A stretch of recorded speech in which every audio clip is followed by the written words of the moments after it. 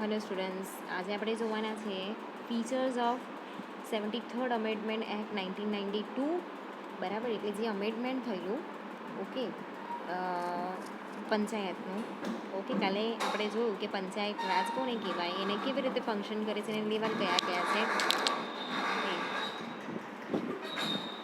હવે આજે આપણે એના ફીચર્સ જોઈશું. ચાલો, તો હવે આજે લોકલ ગવર્મેન્ટની અંદર મેં તમને કાલે 3 ટાઈપ કીધેલા, એમાંથી જે ધ પંચાયત રાજ છે, બરાબર છે, એ 1992ની અંદર આ એક્ટ આવેલો હતો, બરાબર છે. એમ તો તમને ખબર જ છે કે એ બહુ જૂનું છે, રાજાશાહીના જમાનાથી આ જે પંચાયત રાજ છે, બરાબર, જેને પંચાયતી રાજ પહેલાં કહેવામાં આવતું હતું, એ વસ્તુ બહુ જૂની છે. પણ એને કેવું છે કે એ ટાઈમ પર એ લોકો જાતે જ સજા કરતા હતા, તો એની અંદર ફાંસીની સજા પણ આપી દેવામાં આવતી, બરાબર છે, કે પૈસાની ચૂકવણી કરવામાં આવતી, ફાઇન લગાવવામાં આવતો, એવી બધી વસ્તુ જે છે એ આની અંદર નથી. ઓકે, એ લોકોએ જે લેજિટિમેટ જે વસ્તુ છે એ બધી વસ્તુ જે છે, પછી જ્યુડિશિયરીની અમુક પ્રકારની જે છૂટછાટ છે અહીંયા આપવામાં આવેલી હતી. તો 1992ની અંદર એને લીગલી અહીંયા લોકલ સેલ્ફ ગવર્મેન્ટ તરીકે એને જે હક મળેલો છે એના ફીચર્સ આપણે જોઈએ, બરાબર છે. તો એઝ પાર્ટ 9 તરીકે અહીંયા કોન્સ્ટિટ્યુશનમાં એને એડ કરવામાં આવેલું. It is also added a new schedule 11, બરાબર છે, containing list of 29 functional items of panchayats and made statutory provisions for the establishment, empowerment and functioning of Panchayati Raj institution. તો અહીંયા છે ને 19 ટાઈપના એ લોકોને જે ફંક્શન્સ છે, બરાબર, એ પંચાયતને આપવામાં આવેલા, અને એની અંદર કેવા પ્રકારની જોગવાઈ કરવામાં આવેલી કે એનું એસ્ટાબ્લિશમેન્ટ કેવી રીતે કરવાનું, એનો એમ્પાવરમેન્ટ કેવી રીતે નક્કી કરવાનો, બરાબર, એના ફંક્શન્સ શું છે, કે જે પણ પંચાયતી રાજ ઇન્સ્ટિટ્યુશન છે એના ફંક્શન્સ શું હશે, એ બધી વસ્તુઓ અહીંયા જે છે એ લોકોને પ્રોવાઈડ કરવાની છે, બરાબર છે. તો એની અંદર આર્ટિકલ 243થી લઈને 243O સુધીનું જે આ છે 29 ફંક્શન્સ જે છે એ આ છે, બરાબર. એ આર્ટિકલ 243થી લઈને 243O. તો સમ provisions of this amendment are binding on states, while other have been left to be decided by respective state legislators at their discretions. The silent features of this amendment are as follows. તો એમાં છે ને કેવું છે કે જેટલા બી states છે, બરાબર છે, એને આ જે જોગવાઈ કરવામાં આવેલી હતી પંચાયતી રાજની, એ બધાને જ પ્રોવાઈડ કરવામાં આવેલી હતી. ઓકે, અને યુનિયનમાં નહીં, હે, ખાલી સ્ટેટ્સની અંદર. while other have been left to be decided by respective state legislature at their discretion. તો એમાં કેવું છે કે કેટલાક સ્ટેટ્સ છે ને એ લોકોએ સ્વીકારી લીધો, અને કેટલાક સ્ટેટ્સને કેવું છે કે તમે રાજ્યસભા તરીકે અહીંયા ડિસાઈડ કરી લો કે તમારે કરવાનું છે કે નથી કરવાનું, બરાબર છે. તો અહીંયા કઈ કઈ સુવિધાઓ છે તો એના ફીચર્સ જે આપણે જોઈએ. પહેલું છે ગ્રામ સભા, બરાબર છે, ઓર્ગેનાઇઝેશન ઓફ ગ્રામ સભા, એટલે ગ્રામ હોય ને ગામ, બરાબર, એ ગામની જે સભા છે એની જે કમિટી છે એ આવશે ગ્રામ સભા, એને કહેવાય છે gram sabha. Creation of 3 tier panchayat raj structure at the district, block and village levels.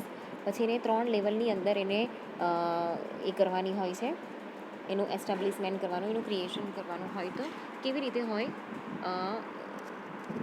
જો એમાં આ છે ને ડિસ્ટ્રિક્ટ લેવલની હોય, બરાબર છે, પંચાયતી રાજ. એના પછી માની લો કે હવે એના આ 4 ભાગ પડે છે ડિસ્ટ્રિક્ટના.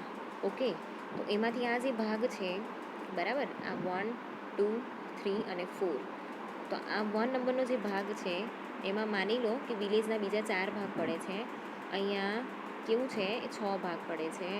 અહીંયા એના આપણે બીજા ભાગ કરી નાખીએ, બરાબર છે. એવી રીતે અહીંયા 2 ભાગ પડે છે. તો અહીંયા વિલેજ કેટલા થયા, 1, 2, 3, 4. તો 4 વિલેજના થઈ ગયા, એટલે વિલેજ વાઇઝ થઈ ગયો આ 4. પછી બ્લોક વાઇઝ, એટલે આ એક જ બ્લોકને આપણે કન્સિડર કરવાનું, ને આ જે છે એ ડિસ્ટ્રિક્ટ વાઇઝ, બરાબર છે. તો આ રીતે એના 3 ટાયરની અંદર આ પંચાયતી રાજ જે છે એનું સ્ટ્રક્ચર તૈયાર કરવામાં આવેલું હતું, બરાબર છે. એના પછી છે કે ઓલમોસ્ટ ઓલ કોર્સ પોસ્ટ એટલે જે પોસ્ટ ઓફિસ આવી, at all villages to be filled by direct elections, બરાબર છે. તો આ જે પંચાયતી રાજ છે એના જે કમિટી મેમ્બર્સ છે એ લોકોનું ઇલેક્શન જે થાય છે ડાયરેક્ટ ઇલેક્શન દ્વારા એ લોકોને જે છે ચૂંટવામાં આવે છે, બરાબર છે. એના પછી છે કે minimum age of contesting election to Panchayati Raj institution be 21 years, 21 વર્ષના હોવા જોઈએ, બરાબર છે. જે પણ અહીંયા ઇલેક્શનમાં પાર્ટિસિપેટ કરશે એ લોકો 21 વર્ષના હોવા જોઈએ. The post of chairman at district and block levels should be filled by indirect election. અહીંયા ઇનડાયરેક્ટ ઇલેક્શન થાય છે જ્યારે ડિસ્ટ્રિક્ટ લેવલના, એટલે કે આ ડિસ્ટ્રિક્ટ લેવલ થઈ ગયું, બરાબર છે, અને એની અંદર આ બ્લોક લેવલ થઈ ગયું 1 2 3 4, બરાબર છે.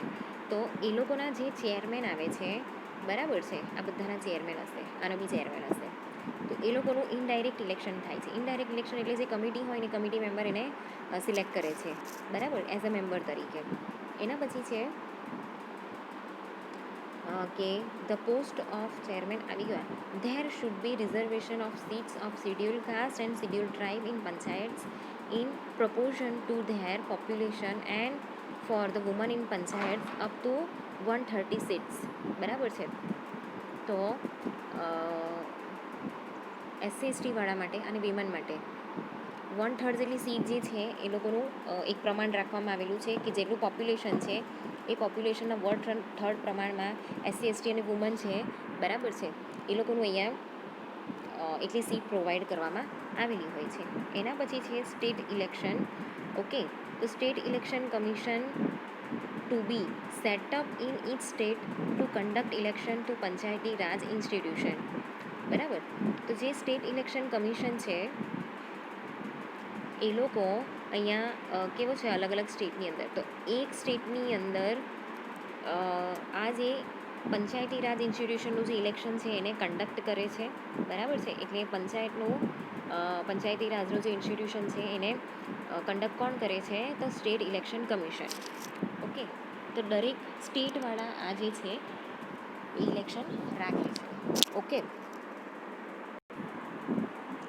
ચાલો હવે આગળ જોઈએ કે a state finance commission is to be set up in each state every 5 year.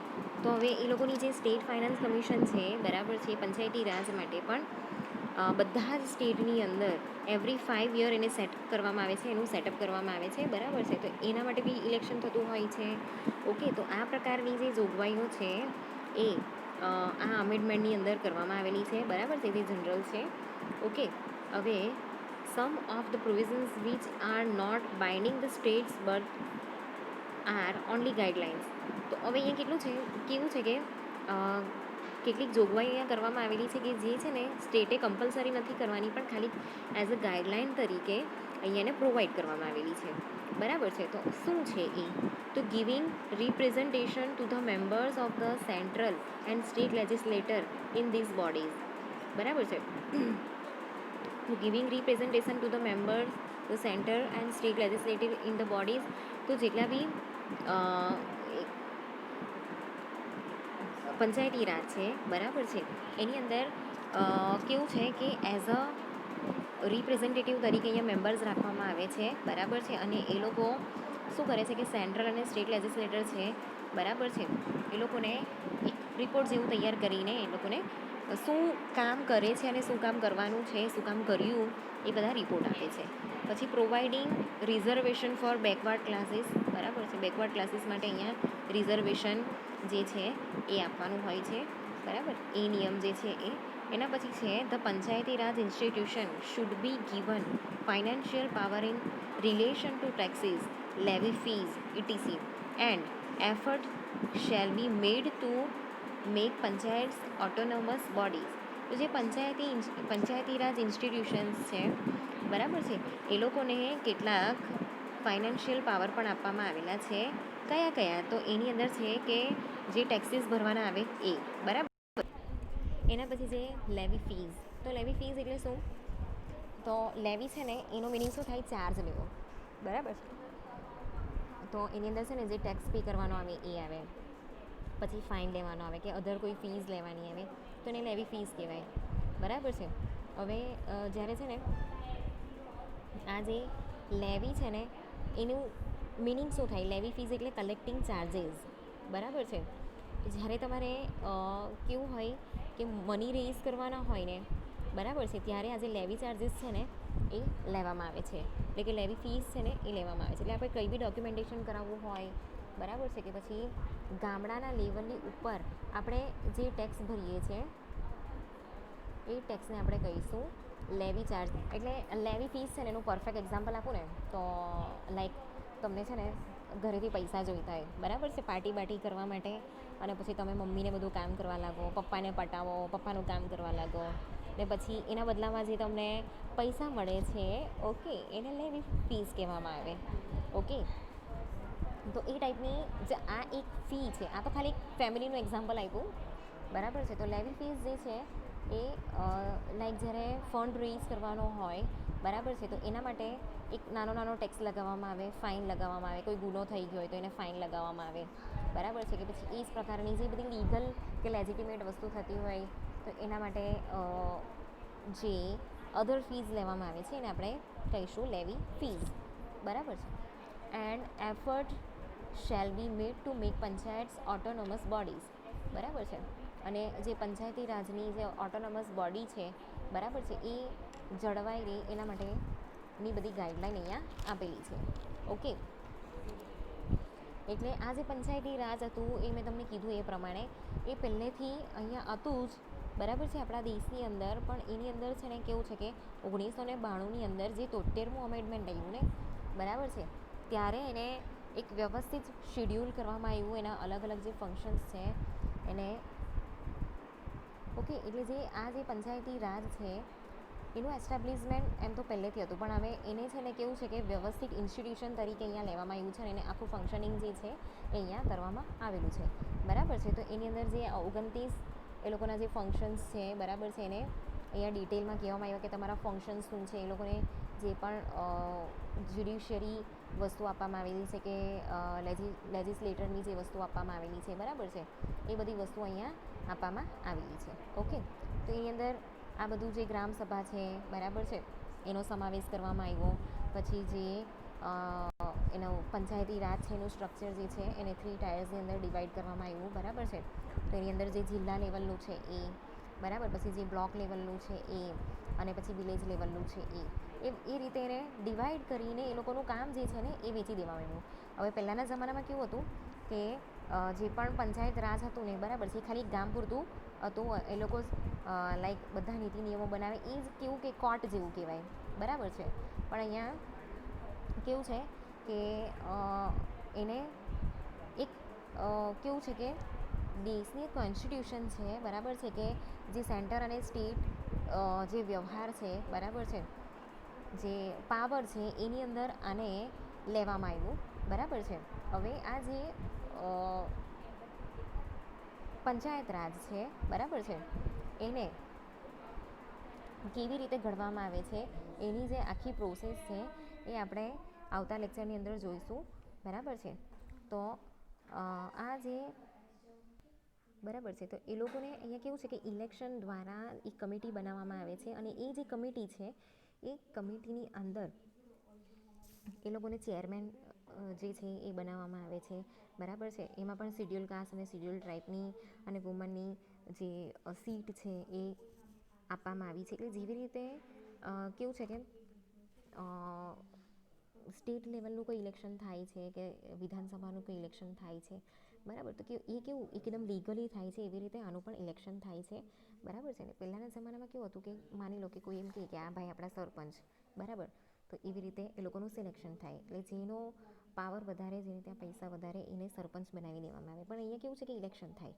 Okay, એટલે જેવી રીતે ઉપર સિસ્ટમ ચાલે છે ઇલેક્શન રિલેટેડની બધી, બરાબર છે, એવી જ રીતે અહીંયા બધી વસ્તુ કરવામાં આવે છે. અને એક ઇલેક્શન કમિટી છે, બરાબર છે, એ જે ઇલેક્શન કમિશન છે સ્ટેટ લેવલનું એ અહીંયા પંચાયતી રાજ ઇન્સ્ટિટ્યુશન છે એનું ઇલેક્શન કરાવીને અહીંયા કમિટી બનાવે છે, બરાબર છે. એના પછી જે પંચાયતી રાજ છે, બરાબર છે, એને 5 યર્સ માટે જે છે એને બધો વ્યવહાર આપવામાં આવે છે અને દર વખતે દર 5 વર્ષે એને સેટઅપ કરવામાં આવે છે. તો એ જે પંચાયતી ઇન્સ્ટિટ્યુશન છે એને પણ અને એનું જે ફાઇનાન્શિયલ સ્ટેટ ફાઇનાન્શિયલ કમિશન છે બરાબર છે, એવી દર 5 વર્ષે અહીંયા શું થાય છે, એનું સેટઅપ થાય છે. ઓકે, એટલે આ રીતે અલગ અલગ અહીંયા ગાઈડલાઇન્સ આપેલી છે અને અલગ અલગ અહીંયા જે પણ નીતિ નિયમો છે કે આખી ગાઈડલાઇન છે કે કેવી રીતે ચલાવવાની છે બરાબર છે, એ બધી વસ્તુઓ અહીંયા ગાઈડલાઇનમાં આપેલી છે. હવે આવતા લેક્ચરમાં આપણે જોઈશું કમ્પોઝિશન ઓફ પંચાયત કેવી રીતે બને છે એ.